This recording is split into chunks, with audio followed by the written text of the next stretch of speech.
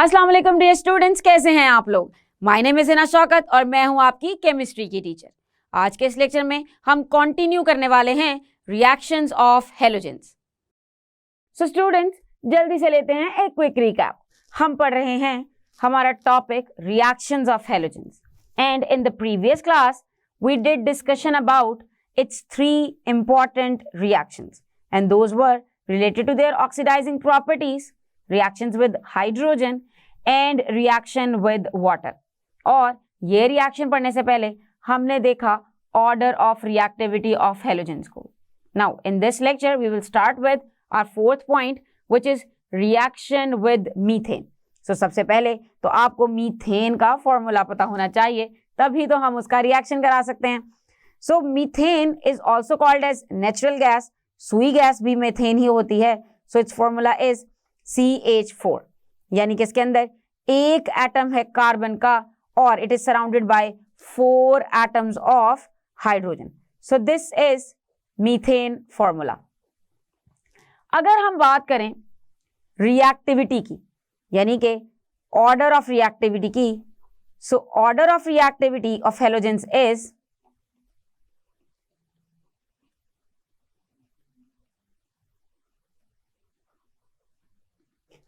First of all fluorine, क्योंकि इसकी है सबसे ज्यादा reactivity. Then we have chlorine, then it's bromine and lastly we have iodine. अब जब ये हेलोजेंस रिएक्ट करती हैं मीथेन के साथ, सो ये डिफरेंट तरह से रिएक्ट करेंगी. सो सबसे पहले देखते हैं कि फ्लोरीन कैसे रिएक्ट करती है. सो अगर हम सिर्फ फ्लोरीन की बात करें तो जैसा कि हम हमारे प्रीवियस पॉइंट्स में भी देख चुके हैं कि fluorine is very reactive. So if you talk about reaction with fluorine,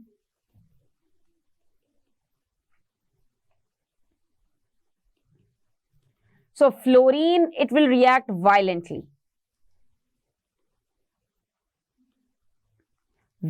react करेगी और ये डार्क में भी रिएक्ट कर सकती है.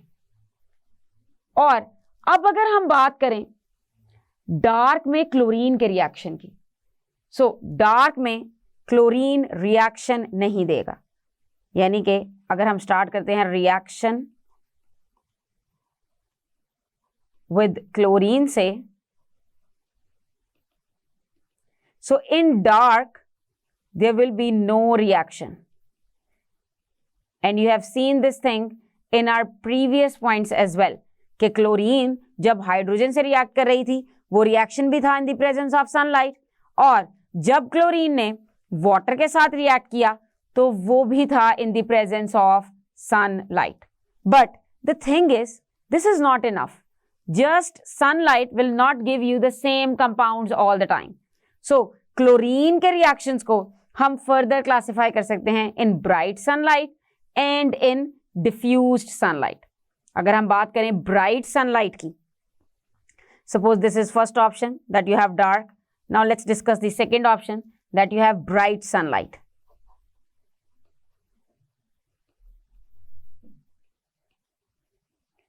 So in bright sunlight, what will happen? The reaction would be violent. यानी कि वो तेजी से रिएक्ट करेगी. रिएक्शंस के लिए हम वर्ड वायलेंट तब यूज करते हैं जब रिएक्शन सडन हो सके. So if will write it in the form of equation, so methane its formula is CH4 plus chlorine, and we can write at the top as well, this condition is very important, bright sunlight. So what is going to happen? This is going to give us carbon plus HCl. और अगर हम इस equation को balance करें, so it would be something like this. So ये है complete reaction when there is bright sunlight. So chlorine will react with methane to produce carbon and hydrogen chloride. Now if we have another condition which is diffused sunlight, मतलब कम sunlight है,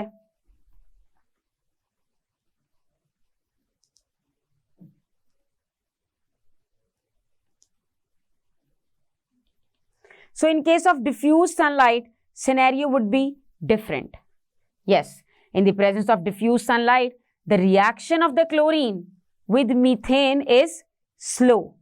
यानी कि यहां पे अब reaction होगा थोड़ा सा slow, and it will give series of compound.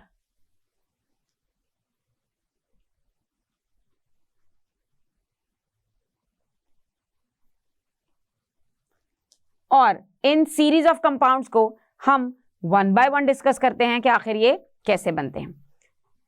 So start करते हैं मीथेन के रिएक्शन को with chlorine. So what happens in the beginning, जो फर्स्ट हैंड कंपाउंड बनेगा it would be CH3Cl and with this we will have HCl. अगर आप गौर करें सो हुआ क्या है, सिर्फ और सिर्फ इस मीथेन में से CH3 अलग हुआ और साथ एक हाइड्रोजन अलग हुआ, एंड दिस सेपरेटेड हाइड्रोजन ये रिएक्ट किया है क्लोरीन के साथ. सो अगर आप इस इक्वेशन को बैलेंस करने की कोशिश करेंगे तो ये ऑलरेडी बैलेंस्ड है. यू कैन सी कि ये हाइड्रोजन रिमूव होके ये एक क्लोरीन का एटम लगेगा CH3 के साथ, यानी यहां पे हमारे पास दो क्लोरीन के एटम बन गए थे. So one is going to react with hydrogen and other is going to react with CH3. So ये बनेगा CH3Cl प्लस HCl. अब this reaction is going to proceed and proceed. This is a kind of chain reaction. So इससे जो next series बनेगी उसमें we will not have methane. We already have this compound which is CH3Cl. Now this compound is going to react with chlorine slowly. और अब क्या होगा? Now here what is going to happen? One more hydrogen would be released. So ये turn हो जाएगा CH2Cl और साथ ही साथ बनी एक हाइड्रोजन, और इसी तरह it would be turned into Cl and Cl. अब होगा क्या?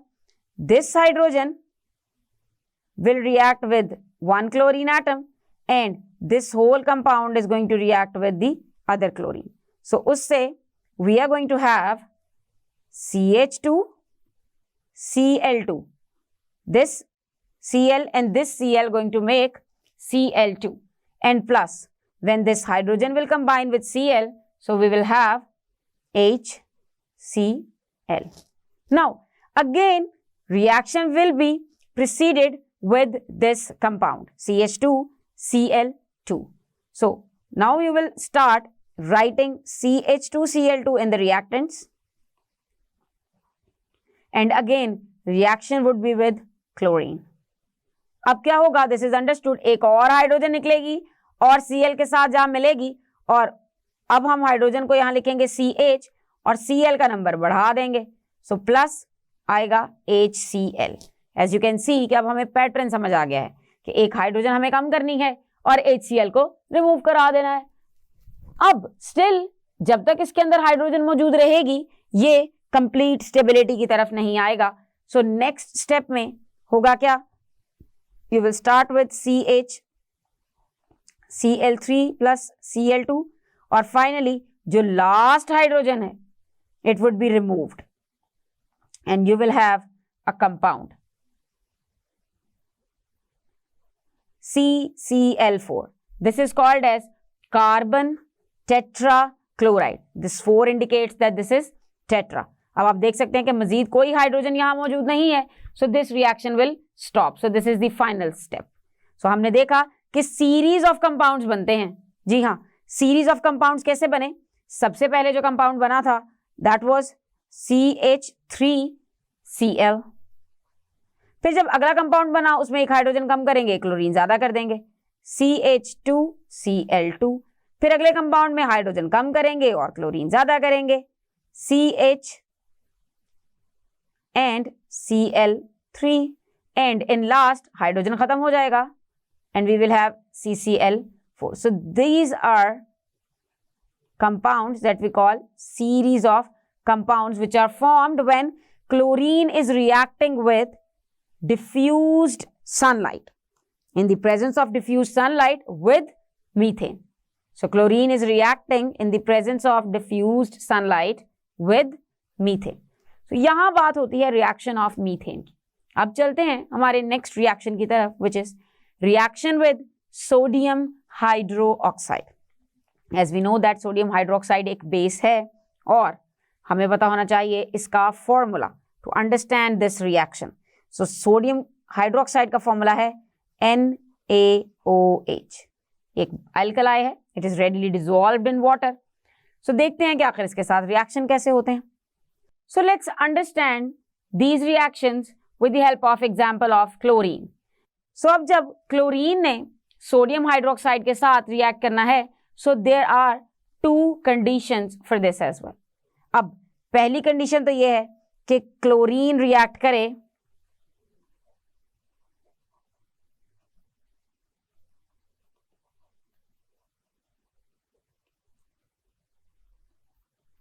cold dilute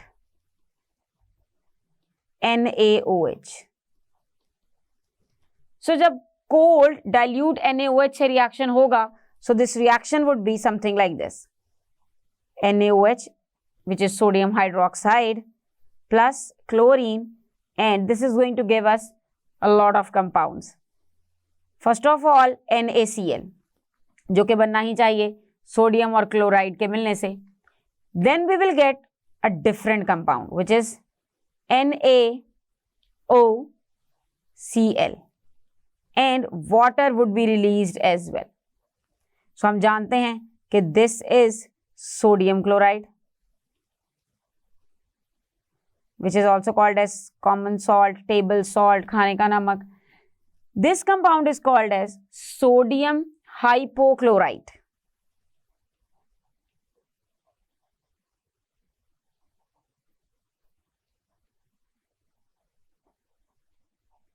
Sodium hypochlorite, and we know that this is the formula for water.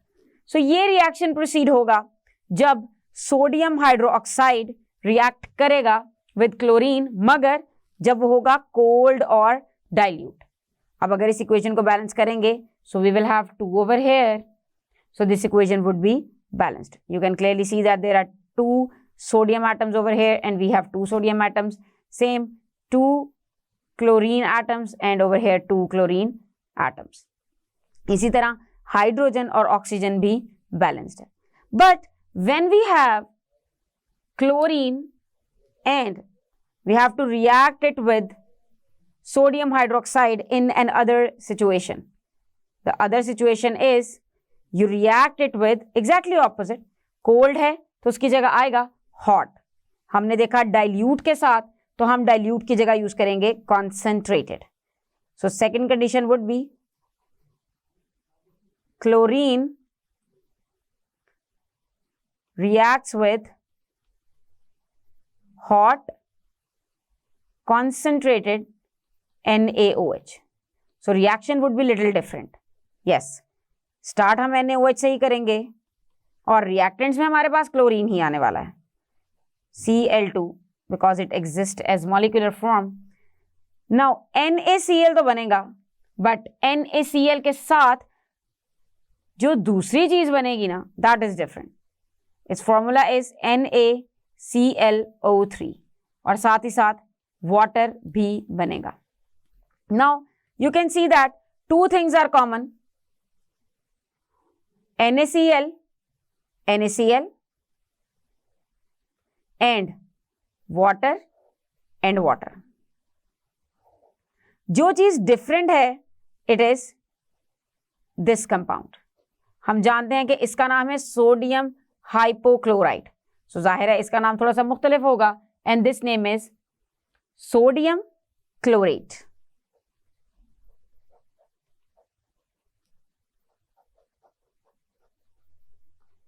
सो यहां ये चीज याद रखने की है कि जब कोल्ड डाइल्यूट NaOH के साथ रिएक्शन होगा तो क्या कंपाउंड्स बनेंगे, और जब हॉट कंसंट्रेटेड के साथ होगा तो क्या कंपाउंड्स बनेंगे. तो अगर आपको एग्जाम में रिएक्शन विद सोडियम हाइड्रोक्साइड आता है तो मेक श्योर कि आप उसकी कंडीशंस को फोकस करें और उन कंडीशंस को फोकस करके ही चूज करें अपना फाइनल इक्वेशन जो कि आपको लिखनी है.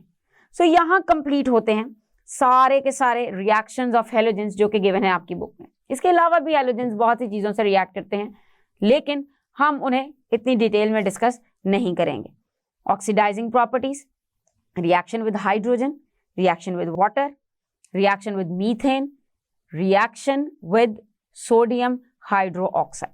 इसमें डिफ्यूज्ड सनलाइट का रिएक्शन जो कि मीथेन के साथ है वो बहुत ही इंपॉर्टेंट है, और उसकी चेन कैसे बनाते हैं, मुझे उम्मीद है कि अब उस चेन रिएक्शन को लिखने में, जिसमें बहुत से कंपाउंड्स बनते हैं और किस तरह एक कंपाउंड से आपने अगला रिएक्शन स्टार्ट करना है, उसको लिखने में अब कोई मुश्किल नहीं होगी। सो आपको याद करनी है सारे के सारे रिएक्शन की स्टेटमेंट्स, उनके लिए रिएक्टिविटी ऑर्डर और specially equations. Without equations you can not show reactions of halogen.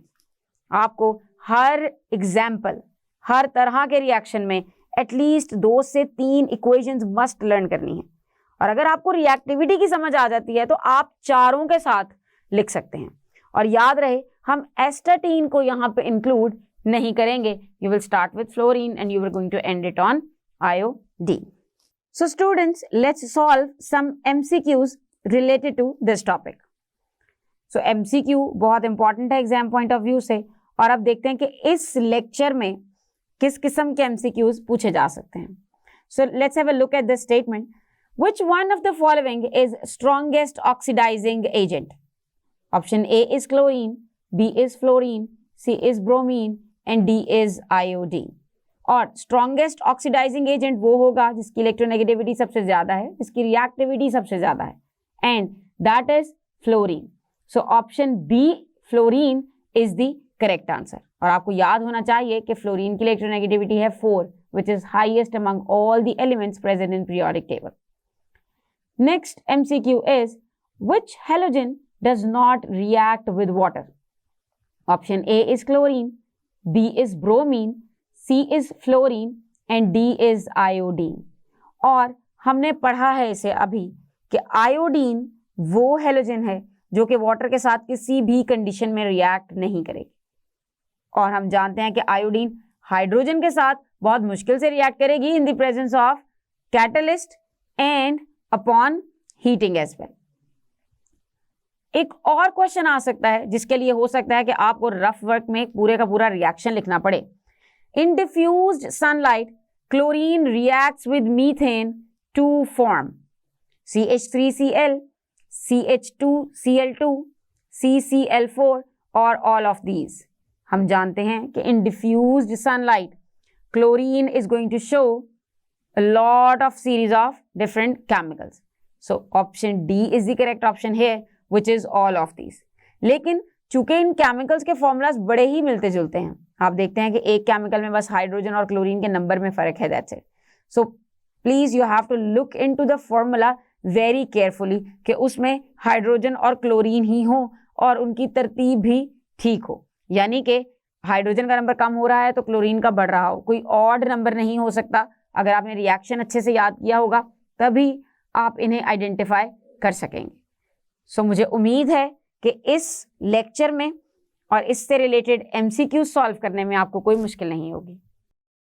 So students, आज के इस लेक्चर में हमने कंप्लीट किए हैं सारे के सारे रिएक्शंस ऑफ हैलोजेंस। मुझे उम्मीद है कि रिएक्टिविटी सीरीज लिखने में, order of reactivity of halogens लिखने में, और हमने जो 6 रिएक्शंस डिस्कस किए हैं उनके साथ उनकी इक्वेशंस बनाने में अब आपको कोई मुश्किल नहीं होगी। और स्पेशली डिफ्यूज्ड सनलाइट में क्लोरीन का रिएक्शन विद मीथेन आपको अच्छे से याद करना है, और सारे के सारे रिएक्शंस की इक्वेशंस की लिख लिख के प्रैक्टिस करनी है। मुझे उम्मीद है कि आप ये भी जान चुके हैं कि अगर इस टॉपिक में से हमें MCQs आएंगे तो वो किस तरह से हो सकते हैं और उन्हें आंसर कैसे लिखना है। सो हम अपने आने वाले लेक्चर्स में डिस्कस करेंगे कुछ मज़ीद टॉपिक्स। तब तक के लिए अल्लाह हाफिज़।